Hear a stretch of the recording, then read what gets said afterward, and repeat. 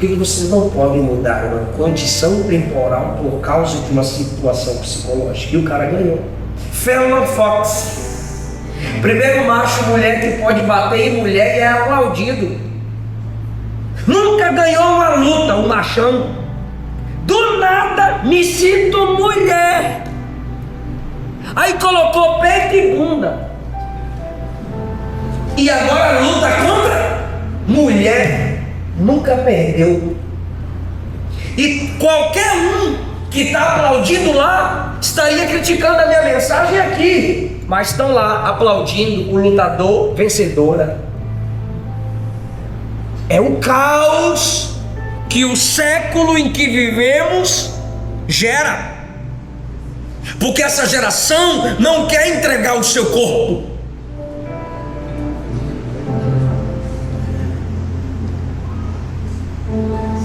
Para apoiar a masturbação, esses pregadorzinhos de TikTok, sabe, esses casalzinhos de namorados, que é influência. Eu não entendo como que você permite ser influenciado por gente que você não acompanha diariamente. Você não sabe quem é um pastor, você não sabe onde congrega, você não sabe o credo, o que a pessoa crê. Aí, aquele vídeo bem editado. Oi, gente, nós estamos aqui para assustar vocês. E ela concorda. É verdade, hoje nós vamos assustar vocês. Aí ele fala: você sabia que Jesus tinha cheio de espermatozoide? Aí a bestalhada burra: é verdade, era cheio de espermatozoide porque não tinha perfume no tempo de Jesus. Aí ele completa o argumento: Jesus só andava com pecadores e prostitutas. Não era Jesus que andava com eles, eram eles que vinham andar com Jesus.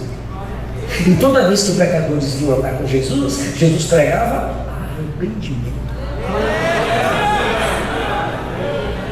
Como assim não tinha perfume? Onde é que você está estudando? No TikTok.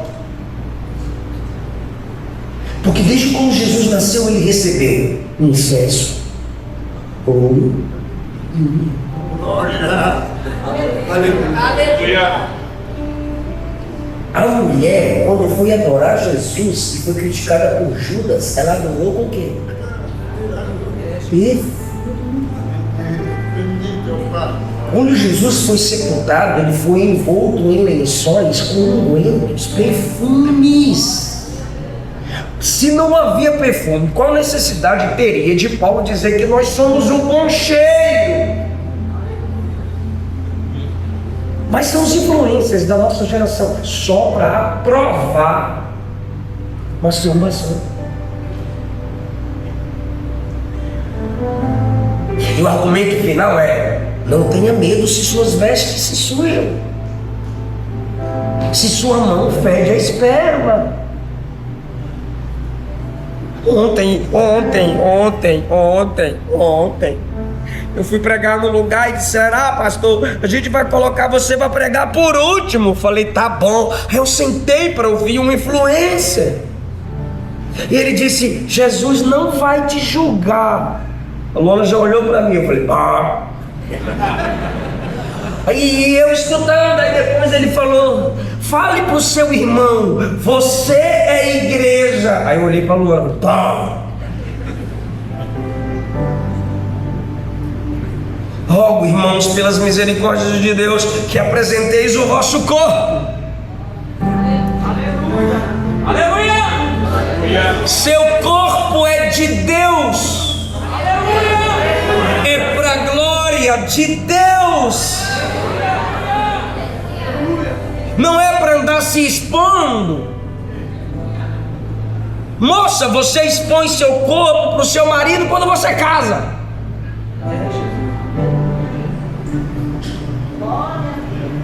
Moça, seu corpo não é bola de basquete para andar de mão em mão, nem produto em liquidação que todo mundo pega, mas ninguém leva.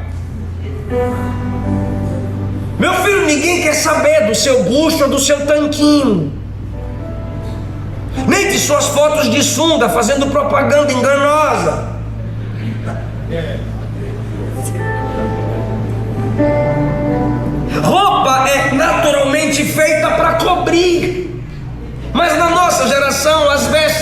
sendo feitas para expor. Eu sou pequeno e magro, e tem roupa que eu recebo que eu tenho que mandar folgar.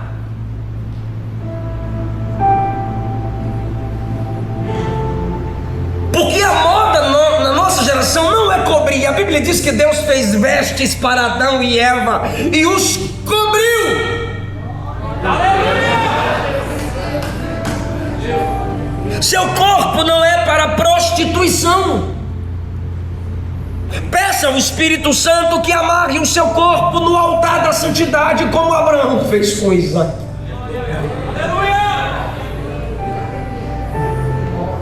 Seus olhos precisam do colírio santo. Jó 31, fiz aliança com os meus olhos, como pois os fixarei numa donzela?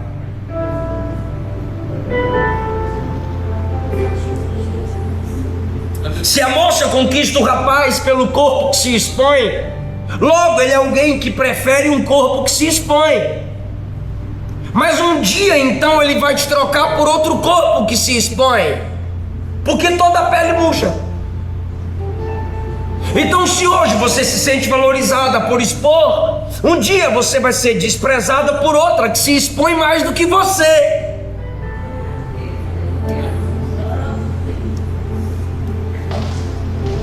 Os meninos precisam entender que as moças não são apenas pá de coxas. Ali tem um templo do Espírito Santo. Ela é morada de Deus.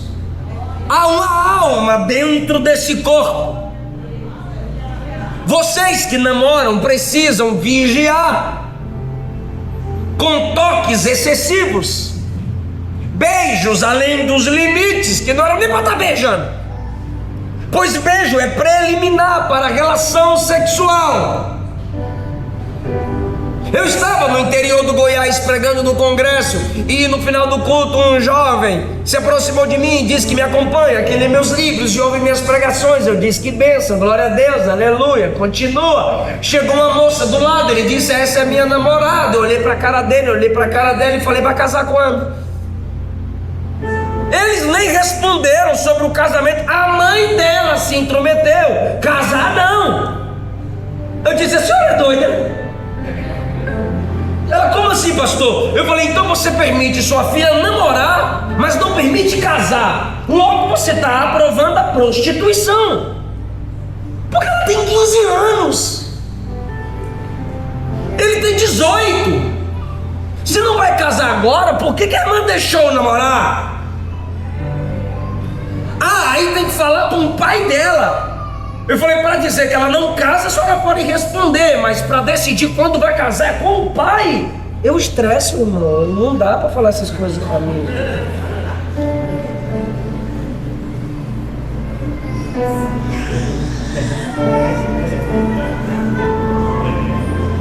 Entregue o seu corpo em sacrifício.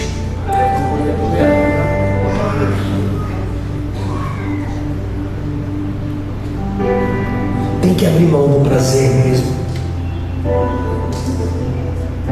Tem que abrir mão da pornografia. Tem que fugir da masturbação. Tem que pedir ajuda. Tem que confessar seu pecado. É a santidade do corpo. Se você não entrega seu corpo a Cristo como oferta, como sacrifício, sacrificar, renunciar. Aleluia! Tu acha que eu casei virgem, que eu sou robô? Eu só consegui casar virgem porque eu fugi, porque eu corri.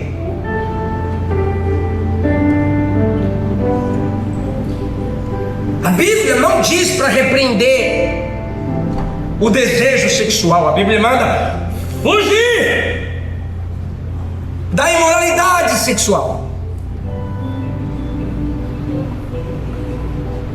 E Paulo está escrevendo numa época em que a cultura grega domina, greco-romano. que o prazer estava em alta. Entregue seu corpo em sacrifício vivo, jejua. Entrega seu corpo em sacrifício vivo, vai estudar a Bíblia. Entrega seu corpo em sacrifício vivo, lava a cara de madrugada e vai estudar teologia. Se o algoritmo te conhece, se o seu algoritmo te conhece, ele vai te bombardear de 3 a 5 segundos que você fixou o olhar. Acabou. Ele vai te bombardear de piriguete. Ele vai te bombardear de jovens, meninos imorais. Ele vai te bombardear de músicas imorais. E não adianta mais você ficar, sangue de Jesus tem poder. Foi você que viciou o seu algoritmo. Tem como limpar isso. Tem como mudar isso. Entregue seu corpo. Vocês acreditam que eu estou vendo gente daqui ignorando a minha mensagem?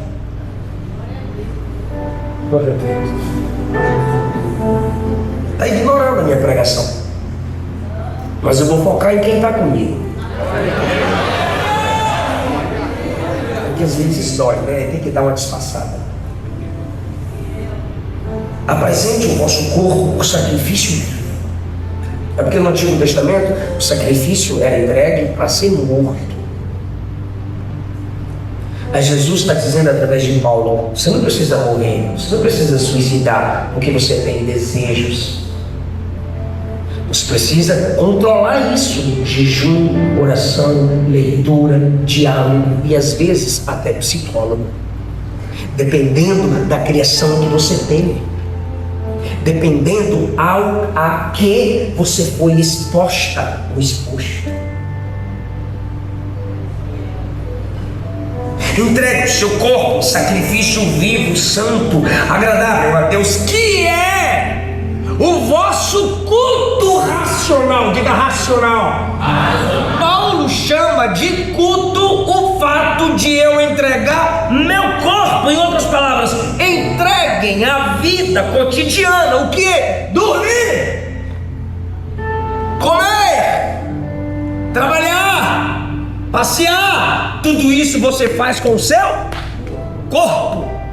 Ele não está mandando você entregar 2 horas de interlúdio místico. Aleluia, amém, glória a Deus, oh glória, arrepiei, vou para casa, acabou. Não! Por isso que ele diz para entregar o corpo, não as palavras, o corpo, não um tempo, um corpo, o corpo. Tudo que você está fazendo, vendo, sentindo, o corpo. Dormindo, acordando, falando, estudando, trabalhando, conversando, contando piada. É culto. Tudo é culto. Racional. O que é racional é lógico. É culto que pensa.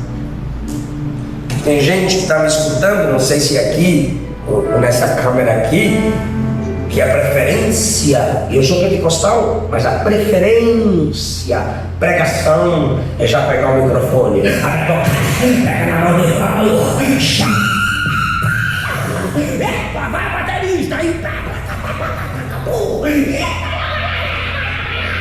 acabou o culto, menina, mas foi pouco. Foi, mas eu rodou muito, e a palavra, mistério.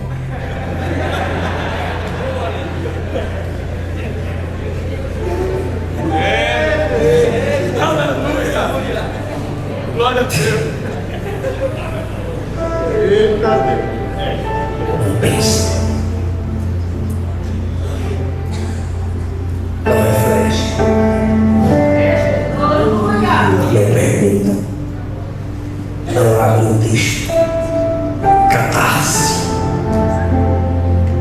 momentos. O culto, quando é entregue ele é racional. Por que eu estou dando glória a Deus? Por que eu estou dando aleluia? Por que eu estou?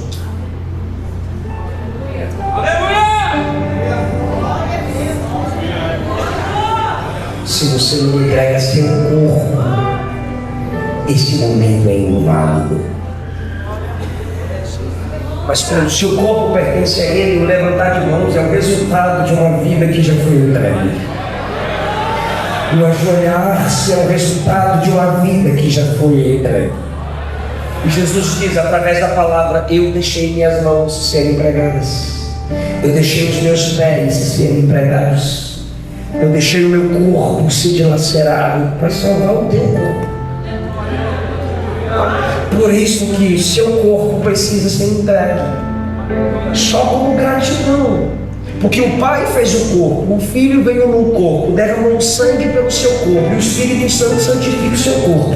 E no dia do arrebatamento, se tu estiver morto, Ele vai transformar e ressuscitar seu corpo. E se não estiver morto, Ele vai transformar e arrebatar o seu corpo. Porque Ele tem compromisso com o nosso Deus.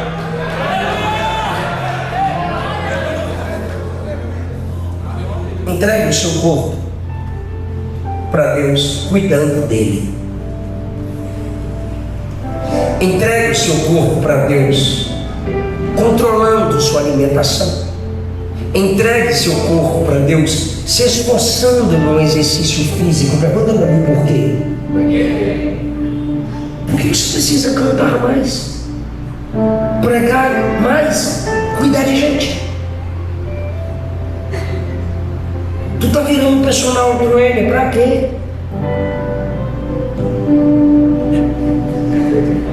Só para se expor.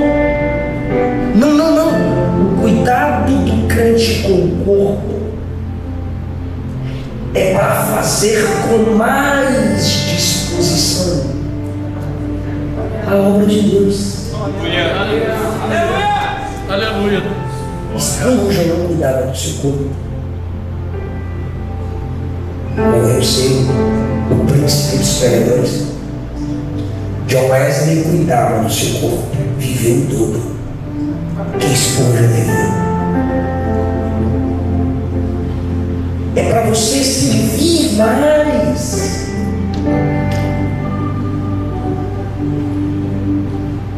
Não é para você fazer da internet vitrine.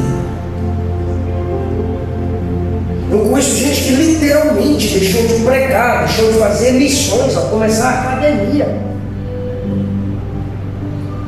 Descobri meu propósito.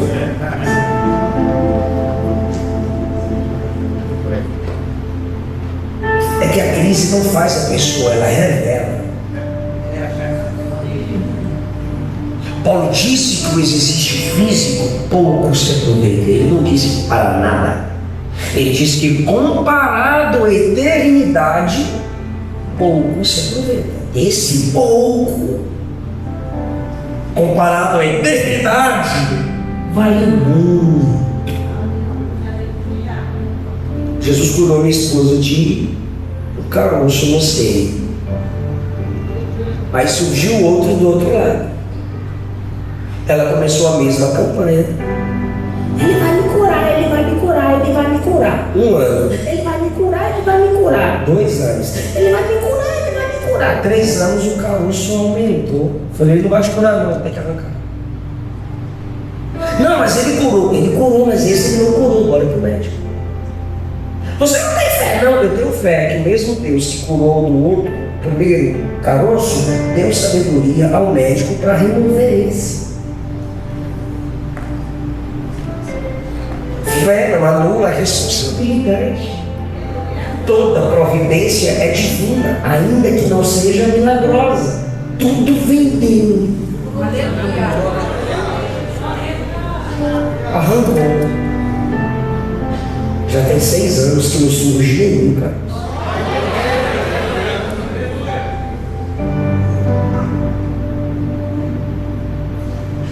Você precisa pregar mais. Você precisa ganhar almas. Por que eu estou dizendo isso? Porque ele começa com o nosso corpo. De repente ele vai para a mente. É não, é um complemento. Diga, é não. ficou horrível, meu Deus do céu. Diga, não.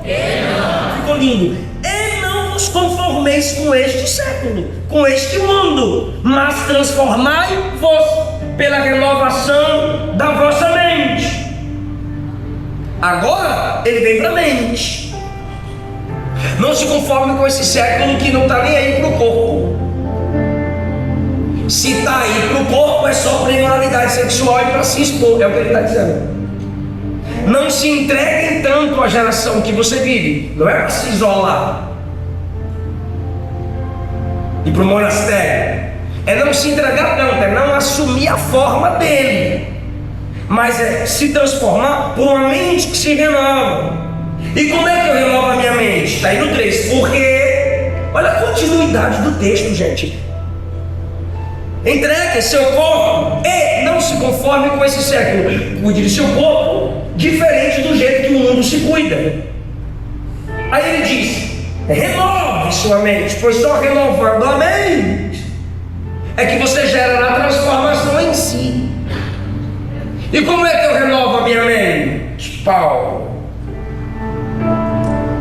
Estudando aquilo que nunca passa, que é a Bíblia, que é eterna. A Bíblia me permite mudar a embalagem sem mudar o conteúdo.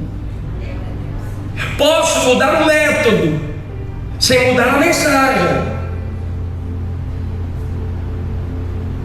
Mente renovada. Em que tempo eu estou? Para que geração eu estou pregando? Como conquistar essa geração? Eu tive que me adaptar ao tempo que vivemos. Eu chego em igrejas que crianças pedem foto comigo. Eu já me perguntei, será que elas confundem meu tamanho e pensam que eu sou criança como elas? Mas não é. Esses dias eu passei no shopping e uma criança gritou: mamãe, é de verdade. Eu falei: é de verdade. Como que eu consegui alcançar as crianças e os adolescentes? Aprendendo a me comunicar com esse tempo.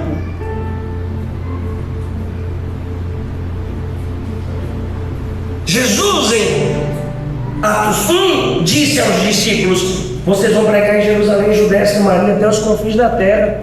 Mas na mentalidade deles, eles só deveriam pregar em Jerusalém. Quando você lê Atos 2, a Bíblia diz que, deixa eu falar o versículo todo para eu chegar onde eu quero chegar. Cumprindo-se o dia de Pentecostes, estavam todos reunidos no mesmo lugar. De repente veio do céu um som como de um vento veemente e impetuoso que encheu toda a casa, e foram vistas sobre eles. Essa expressão sobre eles é sobre a cabeça de cada um. Línguas repartidas como que de fogo. Por que a ação do Espírito veio primeiramente sobre a cabeça deles? Porque a ação do Espírito se inicia com uma renovação mental. E essa renovação era necessária quando você lê o capítulo 1, quando Jesus dizia assim: eu vou encher vocês de poder e vocês vão pregar Jerusalém, Judéia e Samaria até os confins da terra. Aí eles: Senhor, vai ser nesse tempo que o Senhor vai restaurar o reino a Israel. Diga, a Israel. O que eles estão dizendo é: Senhor, quando o Espírito Santo descer, o Senhor vai tirar o reino de Roma e devolver para Israel. O Senhor vai nos trazer de volta a glória dos tempos de Davi. Olha a mentalidade, meu Deus do céu. Eles estão com a mentalidade política. Eles estão querendo espada para encarar os exércitos romanos, destronar o imperador e estabelecer Cristo como o rei único politicamente. E Jesus diz: não vai ser pela espada. Vocês vão ser minhas testemunhas. Vocês vão pregar o evangelho do reino. Jerusalém, Judéia, Samaria, até os confins da terra.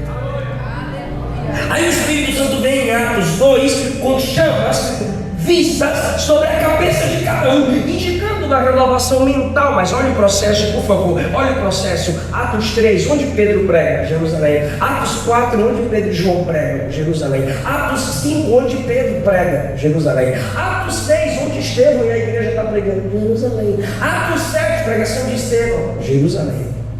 Quando você chega no capítulo 8, vem uma grande perseguição. E a igreja se espalhou pela Judeia. Só depois da perseguição que a mente disse: Aleluia. Bendito é o Rei. Peguei um código. Aleluia.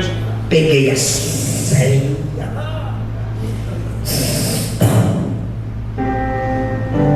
Sinélio. O quê? Ele quer a gente espalhado. Ele não quer a gente em Jerusalém. A mente renovou. Só que aí agora viramos retrógrados de novo. Por quê? Porque a mamãe está juntando roupa. Para quê? No bazar. De onde? Da igreja.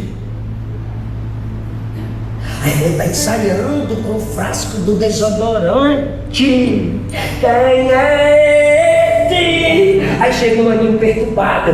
Tá ensaiando, né? Pra quê? Pra cantar, uai! Aonde? Na igreja.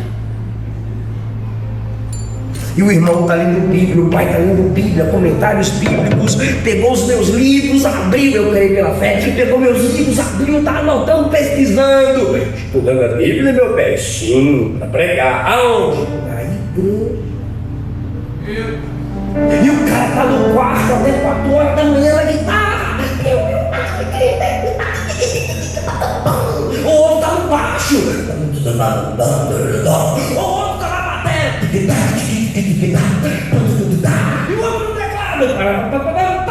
Você está ensaiando a aprender a tocar, meu filho? Que lindo! É para tocar na igreja. Jerusalém. Quando você chega a Judéia, Samaria e fins da terra, Pablo, no tecladão. Você chega lá fora.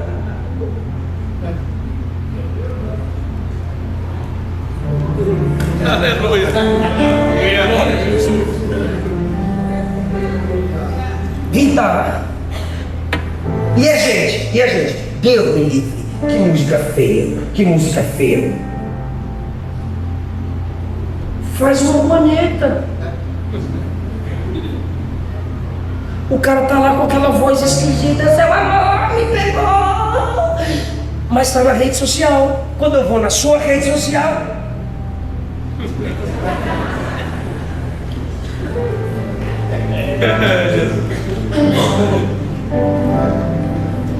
Glória a Deus. você é a arma mais poderosa, o maior general, o maior exército, mas você não quer encarar o mundo. Aleluia. Todo ano minha rede social cai. Eu faço outra.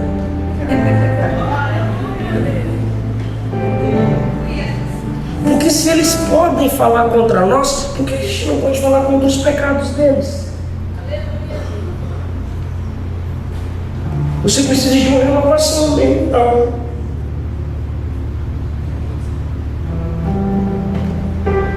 Você precisa ir para a Judéia, São Maria. Atos 10.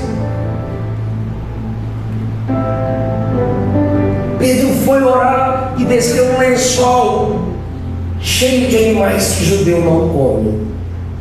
Aí o Espírito Santo falou para Pedro: mata e come. Ele: Senhor, não. Tu chama Senhor e diz não. Se ele é Senhor, é sim, Senhor. Mas Pedrão ainda não estava com a mente renovada. Senhor, não. Aí veio a segunda vez: mata e come. Não. Mata e come. Senhor, eu sou judeu, eu nunca me alimentei, eu nunca assimilei, eu nunca aceitei coisa impura. Olha a resposta: não chame de impuro o que eu já purifiquei. Aleluia. Aí imagine Pedro contando essa história na rede social hoje, o que ele diria? E eu não estou falando de animais. Então do que Pedro estava falando? É só tu ler a história direito. Enquanto o lençol estava caindo aqui, o anjo do Senhor estava lá na casa de um cara que não era judeu. Porque para o judeu, o gentio era impuro, não podia assimilar, não podia comer junto, comunhão, se o cara não é judeu. Enquanto o Pedrão está aqui, o anjo está lá e falou: vem se tá Cordélia. manda chamar Pedro para vir pregar para tu, porque tu ora da oferta é quase crente, mas não é crente, quase crente é quase céu.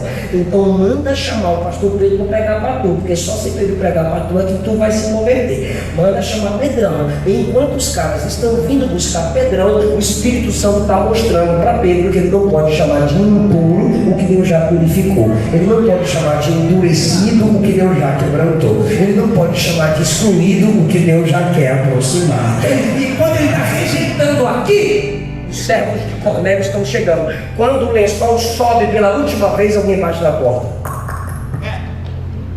Quando a porta é batida lá embaixo, o Espírito Santo falou para o Pedrão: desce, fui eu que mandei esses aí. Aí Pedrão desce assim: o que está acontecendo? Aí ele chega na porta. Quando ele chega na porta, ele abre a porta, os camaradas disseram: Cornélio, nosso senhor teve uma visão de um anjo falou para ele chamar nós, para nós chamar tu, para tu ir lá para a casa dele pregar para ele. O que você tem a dizer? Pedro disse: entrem, o Espírito Santo me falou sobre vocês. Quando os camaradas entram, olha a mentalidade de Pedrão se renovando. Ele diz: eu não posso ir sozinho. Quem está me ouvindo diz amém.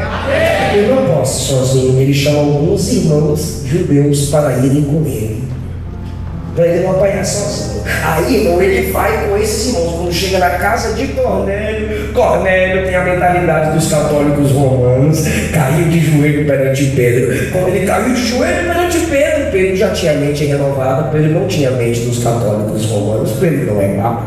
Ele olhou para ele e falou: fica em pé, eu sou homem igual você, não pode ficar de joelho perante mim. Fica em pé, eu não sou papa. Fica em pé, rapaz, eu sou servo de Deus e vim aqui pregar para tu. Aí o cara: fica em pé. Pedro olha para um lado, olha para o outro, só gente que não era judeu. Ele diz: agora eu sei que Deus não faz acepção de pessoas. Mas deixa eu pregar para vocês. Aí ele começou a pregar. A mente de Pedrão está se renovando. Não foi renovado totalmente. Está se renovando. Pedrão era difícil igual a gente. Aí Pedro diz: deixa eu pregar para vocês. Enquanto Pedro prega. Olhem para mim, gente. Enquanto Pedro prega. Enquanto Pedro está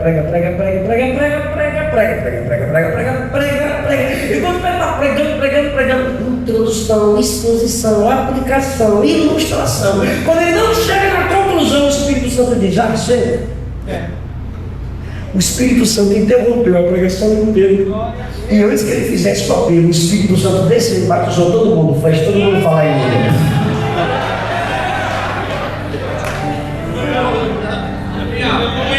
Aí Pedro disse: o que resta agora é batizar vocês na sala.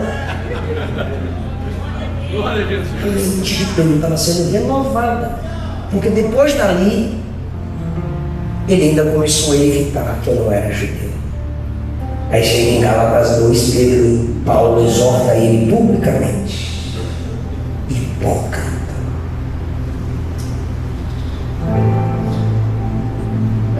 Falso. Se não existe em Cristo mais separação entre judeu e gentio, por que quando você está com judeu, você está evitando os gentios?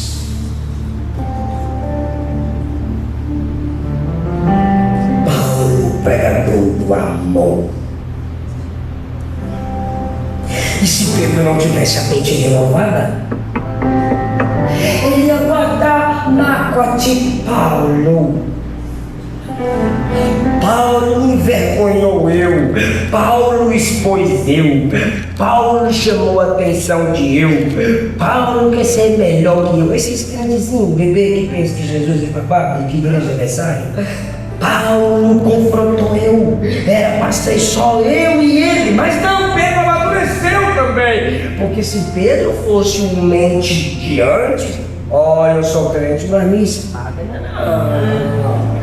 Paulo, cuidado, tu não sabe que o homem velho ressuscita, mas não, a mente foi renovada a tal ponto que quando ele vai escrever sobre sabedoria, olha o que ele diz em 2 Pedro 3,15: irmãos, considerem como salvação a longanimidade do nosso Senhor, como igualmente o nosso amado irmão Paulo. Amado irmão Paulo, escreveu segundo a sabedoria que lhe foi dada. Primeira coisa que ele fala de Paulo, amado. Segunda coisa que ele fala de Paulo, irmão. Terceira coisa que ele fala de Paulo, sábio. Ele teve sua mente renovada. Ele teve que se adaptar e reconhecer que o ministério de Paulo era superior ao dele. Porque antes ele brigava com os outros para ter posição. Agora não.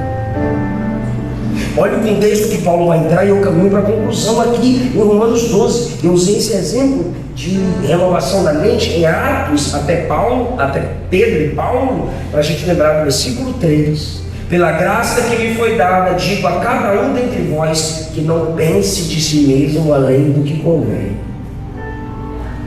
Ele não está tratando só da superestimação, mas da superestimação. Tem gente que se superestima. Sou o melhor, sou o maior. Sem mim a equipe não funciona. Mas tem gente que diz: não adianta eu fazer nada, não faz diferença nenhuma. Os dois estão errados. Paulo continua tratando da mente. Você não pode pensar de si mesma, de si mesmo, além do que convém, além do necessário, além do que é conveniente. Para quê? Ao corpo.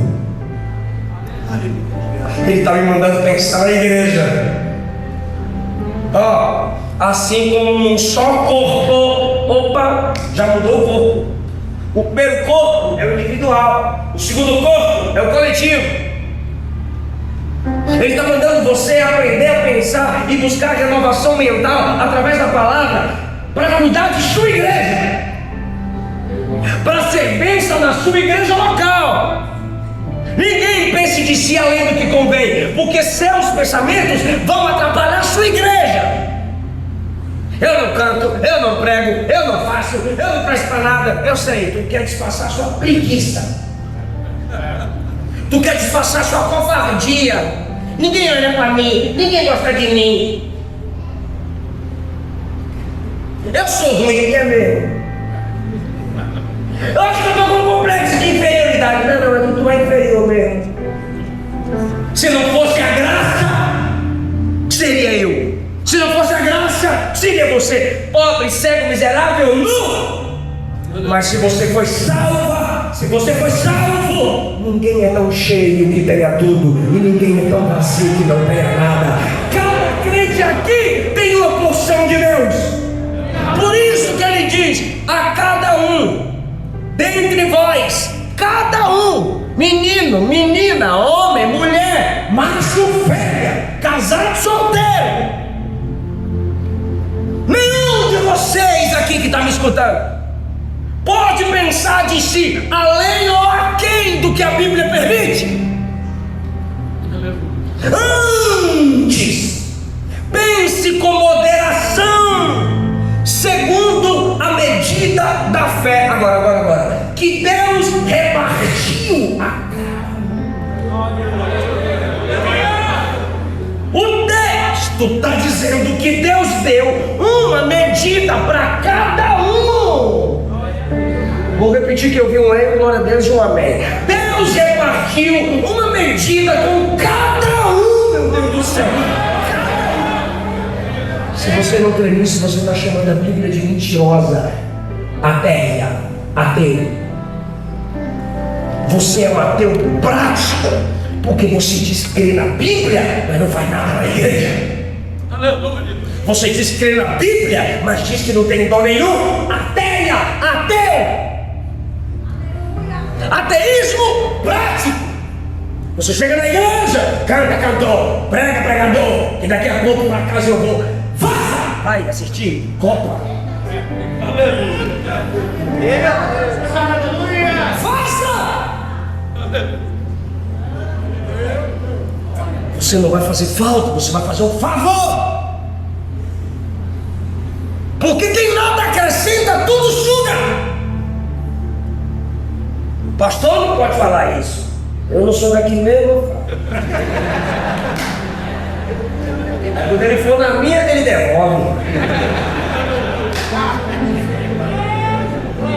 Isso é ser profeta.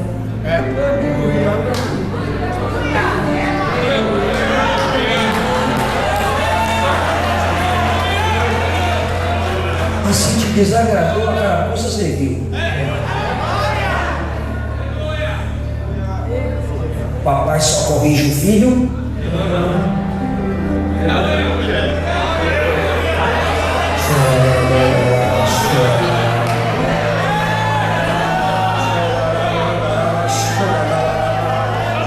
Você tem algo de Deus a fazer. As irmãs contam contigo, minha irmã. Os jovens contam contigo, jovem. Os adolescentes contam contigo, adolescente. Os varões contam contigo, senhores. Sim. Cada um na mídia, no som, na música.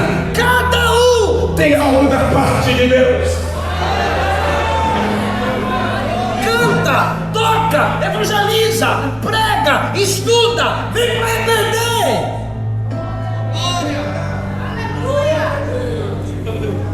Deus deu a medida da fé. Porque assim como no corpo temos muitos membros, mas nem todos os membros têm a mesma função. Um corpo tem muitos membros, mas nem todos os membros têm a mesma função.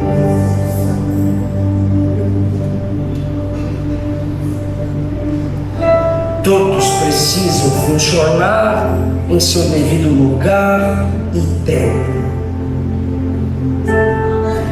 Olha isso. Assim também nós, apesar de sermos muitos, olha isso, somos um só corpo. Muitos membros, mas ele nos enxerga como um só corpo. Unidade. Agora. E membros uns dos... Peraí. Por que você não quer falar? Eu vou jogar. Somos membros uns dos... membros uns dos outros. Você só não é de Jesus. Você pertence a uma comunidade. Eu sou o seu servo. Você me serve. Lembra que nós falamos para João, quando João cai de joelho perante João disse assim: não se ajoelhe perante mim. Eu sou conservo teu. Se um anjo diz para um ser humano: eu sou conservo teu, e João é o que? Apóstolo. João é o que? Olha a continuidade das palavras do anjo. Eu sou conservo teu e de teus irmãos. O anjo não é seletivo, Vivian. Hoje ele diz assim: eu sou servo só de apóstolo. Não. Eu sou servo teu e de teus irmãos. É um anjo dizendo: eu sou servo do porteiro, eu sou servo dos músicos, eu sou servo das irmãs do círculo de oração, eu sou servo dos pastores, eu sou servo dos irmãos da cantina, eu sou servo dos teus irmãos.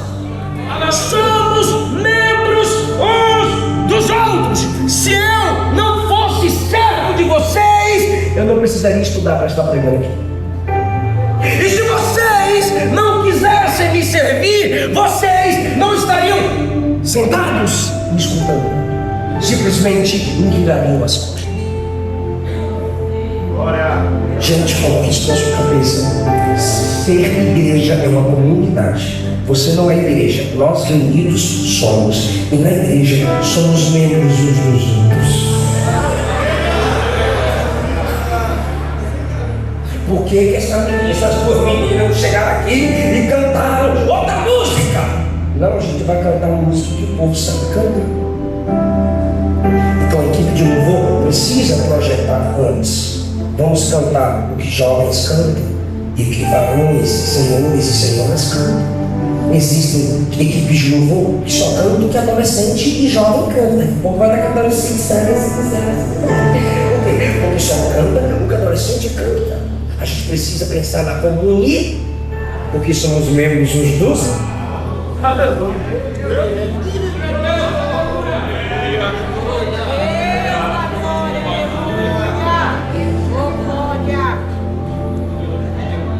O que a igreja está cantando? O pregador, ele precisa comunicar com o público feminino, masculino, porque somos membros uns dos outros. Existem mulheres que se sentem rejeitadas em certos sermões. A gente precisa alcançar a igreja inteira. Alguém perguntou em tom de crítica: por que vocês têm departamentos, homens, mulheres, adolescentes, crianças? Eu disse: porque a igreja é para a igreja toda. Ministério é para a igreja toda. Então existem momentos e eventos específicos, assuntos específicos de masculinidade, feminilidade, sobre a adolescência, sobre a infância e assim sucessivamente. Por quê? Porque somos membros uns dos outros, temos de cuidar uns dos outros. Mas aí tu me vem com aquela piadinha pronta: é melhor amigo do mundo do que amigo na igreja. Eu prefiro amigo lá de fora do que amigo aqui de dentro. Eu sei por quê. Porque amigo lá de fora, qualquer coisa que aprontar com a gente, bota aqui. Qualquer coisa que aprontar com a gente, eu te coloco na justiça e te meto na cadeia. Aqui não pode. Aqui, se tem um problema, Mateus 18, vai você no seu irmão para tentar convencê-lo. Se tem ruim de escutar, ganhar seu irmão. Se ele não te escutar, leva 2 ou 3 testemunhas. Se não escutar 2 ou 3 testemunhas, chama a igreja. Se ele não escutar o conselho da igreja, aí ele é excluído. Considera gentil e publicano. Depois de excluído, aí essa pessoa pode ser levada à justiça. Enquanto você não chama os sábios da igreja para tentar reaver a paz entre vocês e construir pontes, a gente não pode brigar um com o outro na justiça. A não ser que ele esteja batendo na mulher, a não ser que seja abusador, estuprador, aí é crime. Agora, pecados entre nós, essas contendas, essas briguinhas, essas disputas, a gente resolve aqui. E aí, pastor? E aí? É que no mundão, não gostei, bloqueio, cai fora. Aqui, não gostei, na próxima ceia. Tá nós no mesmo culto. Me perdoa, te perdoo. Aqui, se fores ofertar, te lembrares que teu irmão tem algo contra ti, deixa a oferta no altar. Não leva não, mas tu esquece. Deixa a oferta no altar. Vai lá no teu irmão, se reconcilia primeiro com ele, depois vem e cultua. Por isso que quando o negócio pega lá em casa, eu entro no carro, ela entra no carro e bate a porta, e o menino tá sem entender nada, e eu vou, e ela, pra que isso? Eu falei, eu aprendi a dirigir pra correr, vou, mas chega na porta da igreja, bom, me perdoa.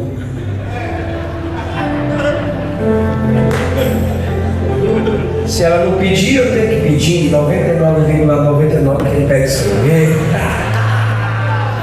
E 99 100% é ela que perdoa. Aí sim eu posso cultuar. Aí sim eu posso pregar. Aí ele recebe o meu culto.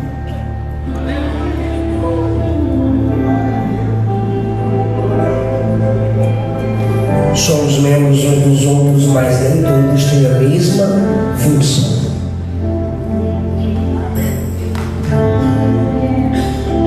A gente caminha para a conclusão.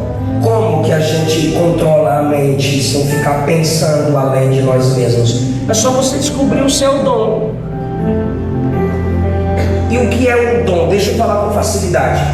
Aquilo no qual você se desenvolve com facilidade. Se você disser, eu não faço nada, você está chamando ela de mentirosa. não consigo fazer nada. Ou é a Bíblia que está errada ou é tudo. Entre a Bíblia e tu que está errado é tudo. Aí o texto diz: tendo, porém, diferentes dons, assim como cada membro é diferente, com sua função diferente, nós temos dons diferentes. O texto diz que a gente já tem. Tendo, porém, diferentes dons, segundo a graça de Deus, porque não é porque você é bom, não é porque você merece. Se é profecia, seja segundo a proporção da fé. Isso aqui tem dois significados. Profetize segundo o seu conteúdo de fé. Então, nunca profetize algo fora daqui. Olha, eu sei que tu é casada, mas tu tá de olho em outro macho. Deus vai te dar aquele macho casado, tá bom? Só porque é o desejo do seu coração. Tu acredita que dia tem isso? Ou vice-versa. Tu é casado e tá de olho na fêmea do outro. Nunca aceite profecia fora daqui. Pega as profecias desses profetas de seitas e profetizas e compara com as escrituras. Está fora da palavra? Não aceite. Então, se tem algo na sua mente, você está com vontade de falar, porque toda profecia gera sim vontade de falar. Mas como você vai entregar medida de fé, que existe fé para a salvação e a fé é conteúdo? Eita, foi eu? Ó, a fé é conteúdo, é a fé de Judas, capítulo único. A fé que uma vez foi dada aos. Fala assim, eu não acredito nisso não. A fé que uma vez foi dada aos. Está falando de credo, aquilo que eu creio. O que é a fé dada aos santos? Quer ver o que é a fé? Deixa eu perguntar, você crê na Trindade? É o nosso credo. Você crê que a Bíblia é a palavra de Deus? É o nosso credo. Você crê no batismo? Em nome do Pai, do Filho e do Espírito Santo? É o nosso credo. Você crê no inferno? Fala assim, céu. Crê que Jesus vem? Ou seja, conteúdo de fé, sim ou não? Então profetize segundo a medida de fé. O outro significado é você pregar conforme o conteúdo da fé. Essa é a visão que você tem que ter de você mesma, de você mesmo. É isso que controla a nossa visão eclesiástica. Como eu me enxergo no corpo de Cristo? Alguém que profetiza conforme a fé que me foi dada. Se é ministério, serviço. Se dedique a servir. Tem gente que começa servindo, ajudando as pessoas, daqui a pouco quer mandar em todo mundo. Só porque ajudou algumas pessoas. Não, a Bíblia está dizendo que é para continuar servindo. Só serve, só serve. Vai servindo, daqui a pouco está sendo o chefe. Você já está pensando na lei que convém. Você está desobedecendo o Cristo. Se é ensinar, esmere-se. O que é esmerar-se? Aperfeiçoar. Se você tem o ministério do ensino, exercite a prática da leitura, leia, estude. Você é um aluno que nunca se forma. Se enxergue como alguém que ensina. Não inventa. Essa é a sua função. O que exorta, faça com dedicação. Exortar aqui é encorajar. É o irmão que não deixa o outro desistir. É o irmão que não deixa o outro parar. É o irmão que sempre está de olho em quem não veio do culto. Se você não tiver dedicação, você se torna fofoqueira. Fulano não veio para o culto, deve estar assistindo novela. Era só falar, não veio para o culto. Acabou, bora atrás, bora mandar mensagem. Não, aí já começa a se fofocaiar. Deve estar na rua, deve estar desviado. Fofoqueira. Deus te chamou para encorajar. Por quê? Porque você tem uma percepção que os outros não têm. Por que você não veio para o culto? Ah, meu pai, estou mandando remédio aí. Os problemas aqui em casa. Vou juntar um grupo para a gente ir orar por tudo. Tem gente que o encorajador é o intrometido. Porque ele se intromete nos problemas das pessoas, da vida das pessoas. Talvez Deus queira te usar para você ser um encorajador na igreja. Alguém está entendendo essa palavra? E o que contribui? Faça com liberalidade. Deus tem te prosperado para você contribuir. Deus tem te prosperado, aberto as portas para você sustentar missões, para você ajudar a abrir igreja, para você cuidar de sua comunidade local. O que preside, quem o pastor estabelece como autoridade sobre algum departamento? Cuidado, vigia. O poder corrompe o coração de muitos. E o que exerce misericórdia? O ministério da misericórdia precisa ser resgatado na igreja para que a nossa mente seja resgatada à luz da palavra, para que pensemos dos outros e enxerguemos os outros como Cristo os enxerga, com misericórdia. É quando nem o pastor dá conta mais e que tem o ministério de misericórdia diz: pastor, eu acho que dá jeito. É quando nem os pais acreditam mais, mas quem tem o ministério de misericórdia acredita.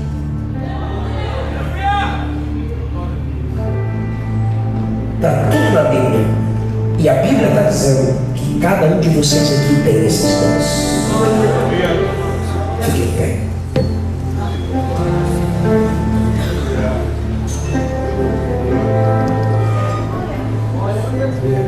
Feche os seus olhos, por favor. Sonda-me, Senhor, e me conheces. Quebranta o meu coração. Transforma-me conforme a tua palavra.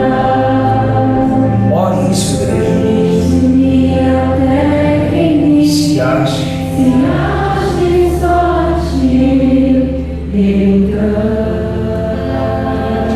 Digamos, usa-me.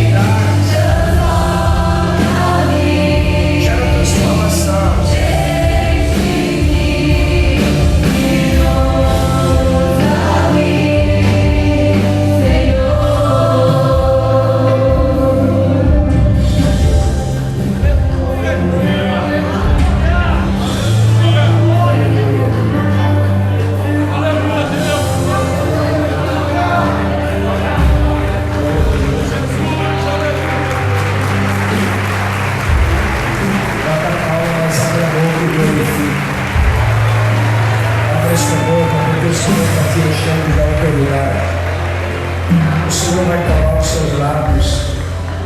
Você vai falar línguas. O Senhor vai tomar os seus lábios. E você vai interpretar línguas. O Senhor vai tomar os seus lábios. E você vai profetizar. O Senhor vai tomar os seus lábios. E você vai ensinar. O Senhor vai tomar as suas mãos. E você vai exercer misericórdia. Você vai doar. Você vai cuidar. Você vai ajudar. O Senhor vai tomar sua mente. E você vai administrar. Você vai presidir. É a graça de Deus que te capacita. É a graça de Deus que te capacita. Eu sinto a presença de Jesus nessa hora. Sejamos renovados. Sejamos transformados. Você só vai controlar a sua mente se você se dedicar ao serviço da obra de Deus, na casa de Deus. Aleluia. Se tiver alguém aqui que se afastou do Evangelho, mas quer voltar para Jesus, eu quero orar por você. Se tiver alguém que quer confessar Cristo hoje, nessa manhã, como seu único e suficiente Salvador, vem cá na frente, deixa a gente orar por você. Tem alguém que se afastou, mas quer voltar para Jesus hoje, quer resgatar o seu ministério, quer resgatar o seu chamado. Há alguém que queira isso na sua vida. Se não temos, glória a Deus pela palavra que Ele trouxe à sua igreja. Queridos, eu agradeço a sua oportunidade em nome de Jesus. Amém.